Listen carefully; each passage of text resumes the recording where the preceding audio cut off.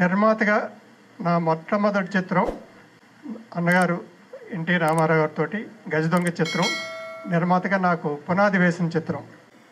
అప్పుడు సినిమా తీసినప్పుడు సినిమా తీయటం ఇంత ఈజీగా అనిపించింది నాకు. కారణం ఏంటంటే అదేదో మా గొప్పతనం కాదు, ఎంత డిసిప్లిన్గా జరిగేదో అప్పుడు. రామారావు గారు టైం అంటే టైంకి రావటం, ఆయన చూసి మిగతా వాళ్ళంతా టైంకి వచ్చేయటం. సో ప్రొడ్యూసర్ దేన్ని ఎత్తుక్కోవాల్సిన పని లేదు, ఆటోమేటిక్గా ఆయన డిసిప్లిన్ పేరు మీద అన్నీ జరిగిపోయాయి. దాని తర్వాత బాలకృష్ణ గారితో ఆయన తనయుడు బాలకృష్ణ గారితో కూడా ఒక సినిమా ముద్దులమోడు ఇదే కోదండరామిరెడ్డి గారి డైరెక్షన్లో తీయటం జరిగింది. ఆ గజ దొంగ సినిమా తీసిన టైంలో సినిమా ఎంత స్మూత్గా జరిగిందో ముద్దులమోడు చిత్రం కూడా అదే స్మూత్గా అప్పుడు ప్యారలల్గా పెద్దన్నయ్య చిత్రం ఇలా జరిగింది, ఎన్ఏటి వాళ్ళది, రామకృష్ణ సినీ స్టూడియోస్. ఆ చిత్రం ఎంత స్మూత్గా జరిగిందో అదే స్మూత్నెస్ తోటి మా చిత్రం కూడా జరిగింది.